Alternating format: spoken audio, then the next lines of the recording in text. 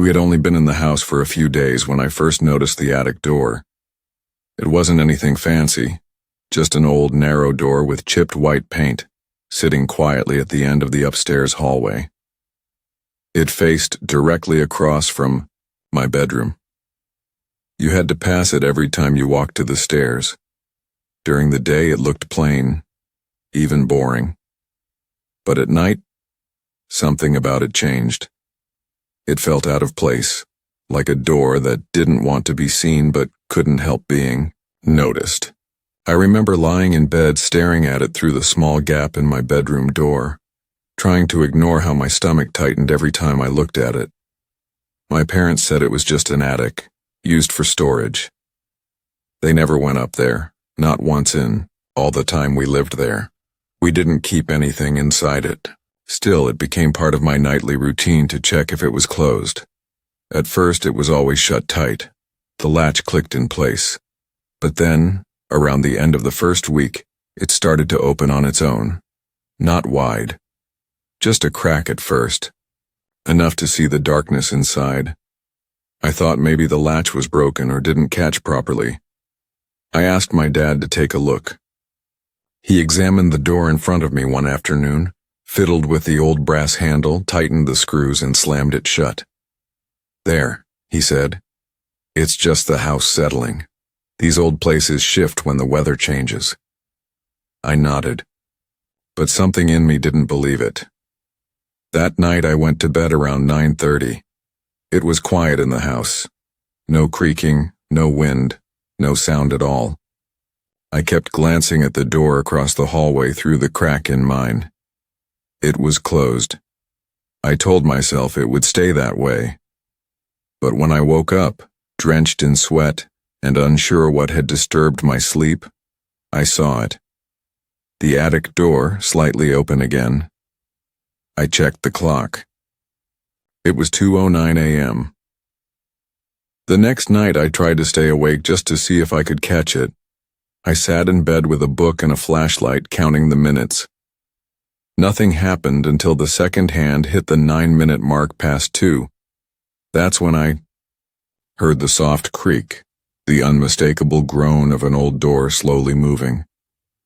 I turned my light toward it, and sure enough, the door had eased open, just like before. Not a gust of wind, not a bump or slam. It simply opened by itself, like it was waiting for that exact moment. It became a pattern. Every night, whether I was awake or asleep, the attic door opened at precisely 2:09 a.m. Never earlier, never later. I began marking it down in a notebook. I tried locking it, stacking boxes in front of it, even tying a belt around the handle to the hallway railing. But nothing stopped it. No matter what I did, I'd wake up and find it slightly open again. The hallway colder than it should have been. A faint smell of dust and old wood drifting in.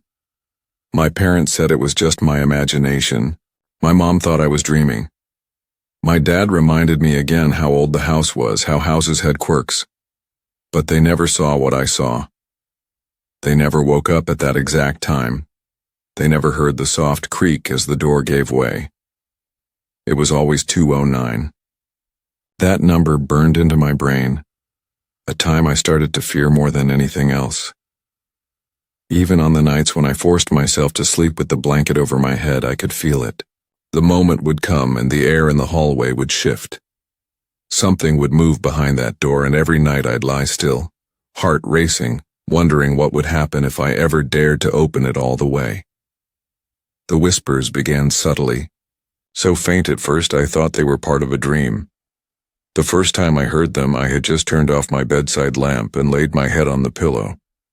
The room was still, dark, and quiet. Then from somewhere above me I heard it, a sound so soft it was almost like wind, but with a shape to it.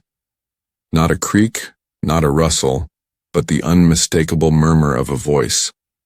I sat up, heart already speeding. I strained to listen, but the sound was gone, swallowed by the silence. I convinced myself it was nothing. Maybe the old house groaning under the weight of age, or maybe just my imagination running loose in the dark. But it happened again the next night. This time I was wide awake when I heard it. A low, breathy whisper drifting down from above my ceiling. It didn't form words, not at first. It was just a constant hissing tone, almost like someone was trying to speak through a wall, mouthing something too softly to hear clearly. I pressed my ear to the pillow, then sat up and listened. The whispering stopped again as soon as I moved. It was like it knew I was listening. By the end of the week, the whispers had started to grow bolder. I'd lie in bed, holding my breath, afraid even to blink, and I'd hear them again, more defined, more deliberate. Words began to emerge, short, breathy phrases, still hard to make out but unmistakably human. They always came from the ceiling, directly above me, right where the attic sat, dark and untouched. One night, I heard my name. It wasn't loud, and it wasn't clear, but it was there. A drawn-out version of my name, broken by the dry scrape of lips that weren't quite real. I froze.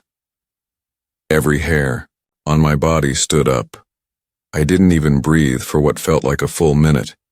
My eyes stayed locked on the attic door across the hallway. The whisper came again, and this time I was sure. It knew my name. It wasn't just random sounds anymore.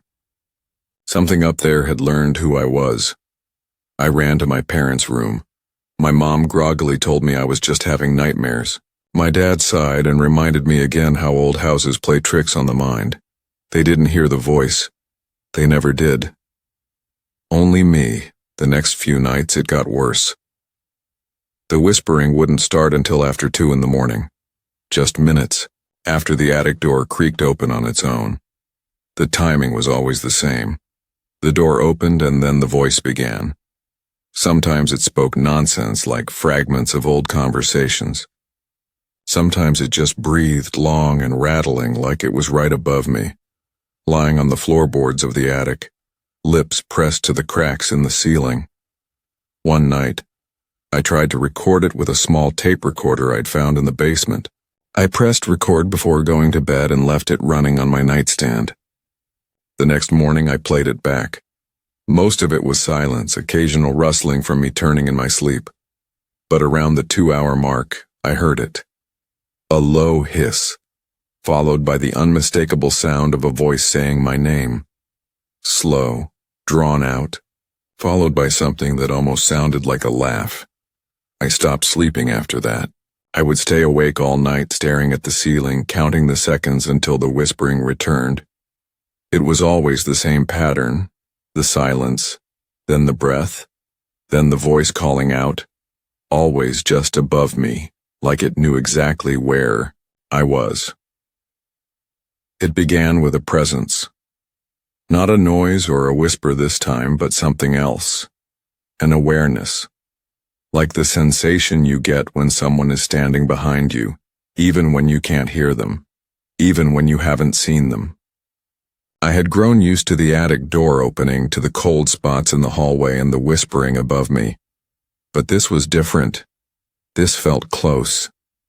The first time it happened, I woke up without knowing why. The house was quiet. The kind of heavy, quiet where even the wind seems to hold its breath. My lamp was off. My room was dark. But my eyes opened immediately, like something had pulled them from sleep.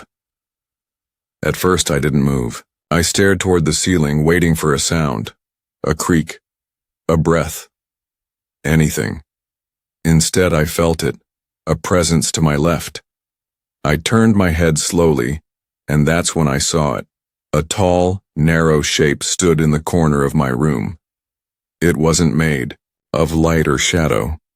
It wasn't a trick of the eye. It was there, motionless, completely still. I couldn't make out any features. No face, no clothing, just a solid black figure shaped like a man standing perfectly upright near my closet. I couldn't breathe. My body refused to move. I tried to convince myself it was a jacket hanging. from a hook or a pile of laundry catching the moonlight in a strange way. But deep down I knew better, because it wasn't there when I fell asleep, and it was watching me. I couldn't see eyes, but I felt them, not with my vision but with every nerve in my body. I stared at it for what felt like hours, paralyzed, hoping it would move, hoping it would vanish, hoping I was dreaming. But it never moved. It didn't flinch. It just stood there. Then the cold came. It started at my feet, crept up my legs, crawled up my spine like ice water. My breath came out in visible clouds, even though the windows were closed and the heater was on. The room felt like it had dropped below freezing. My heart was hammering. I couldn't tear my eyes away. Just when I thought I might scream, the figure slowly faded. It didn't vanish in a blink. It retreated, like mist dissolving into the dark. 1 second it was there, and the next it was only half there. Then it was gone, but the cold remained. The next morning I checked the corner. Nothing. No coat, no object that could have cast a shadow like that. I told myself I must have been hallucinating from lack of sleep, but that didn't explain why the air was still cold in that corner long after the sun rose. It didn't happen every night. But once I saw it, I started seeing it again. Not always, in the same place. Sometimes it stood at the foot of my bed. Once I saw it outside my window on the second floor, but it never moved.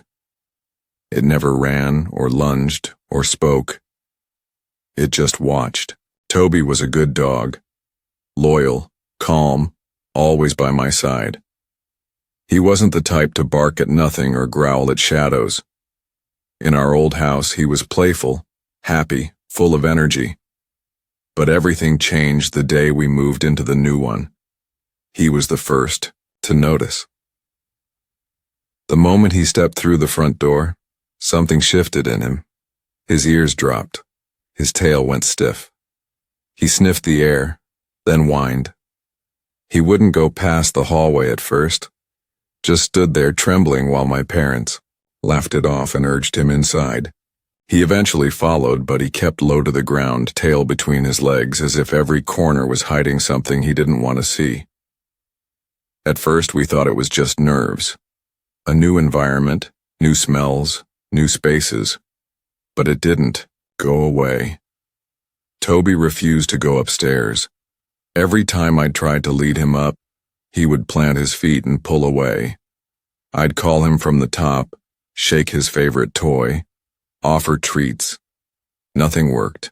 He would sit at the base of the stairs staring up, eyes wide and unblinking, ears perked like he was listening to something I couldn't hear. Sometimes, late at night, he'd growl at the ceiling. A low, steady growl, like he was warning something to stay away. One night I found him staring at the attic door, teeth bared, the fur along his back standing on end. He didn't bark, just stood there growling, unmoving, until I finally had to drag him away. Then one morning, he was gone. The door was closed. The windows were locked. No one had let him out. We searched the house from top to bottom, calling his name, shaking his leash, looking under beds and in closets. Nothing. It was like he had vanished. We searched outside, posted flyers, checked with the neighbors, but Toby never came back. My parents assumed he must have slipped out somehow, but I knew better.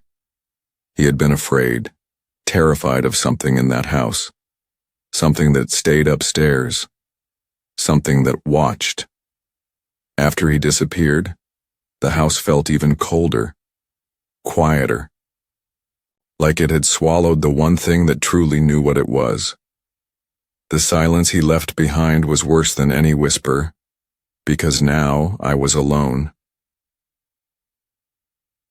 It was a Saturday night, and my parents had gone out for dinner with some friends. They promised to be home by midnight. I didn't mind being alone usually until we moved into that house. But that night I told myself I'd be fine. I had snacks, my favorite movie, and the lights turned up in every room. The evening passed quietly. I stayed in the living room, trying not to look toward the staircase that led to the second floor.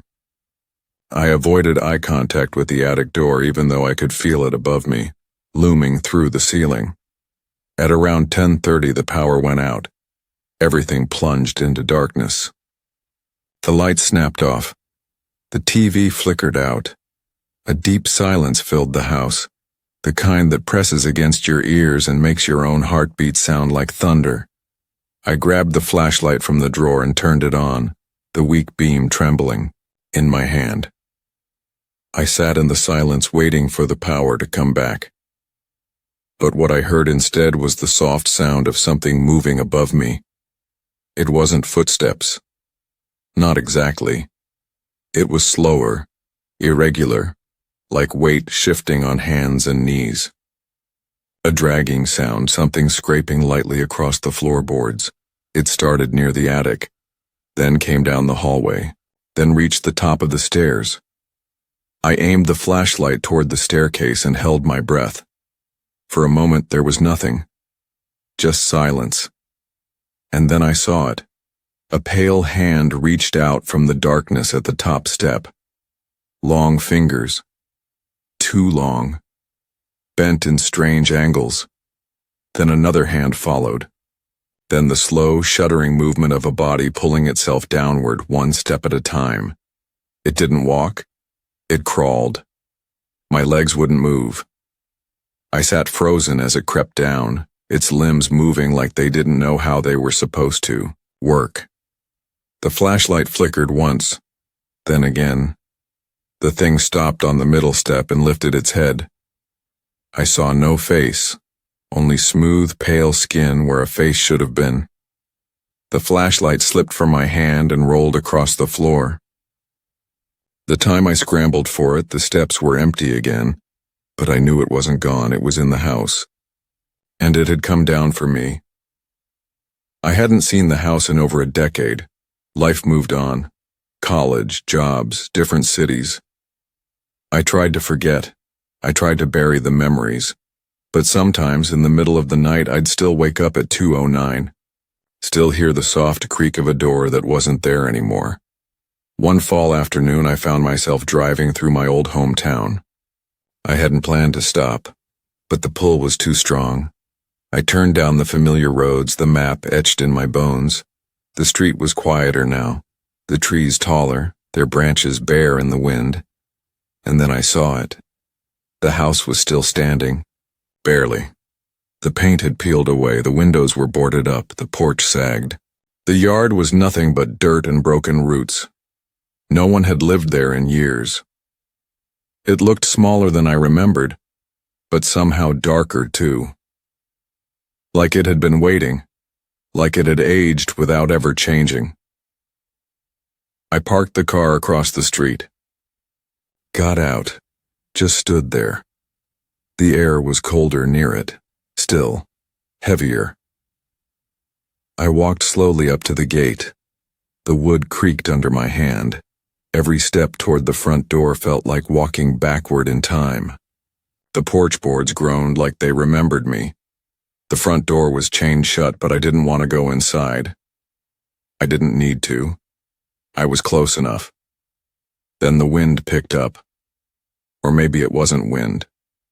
Because in that moment, clear as breath, against my ear I heard a voice, familiar, dry, whispering my name, followed by two words I'll never forget.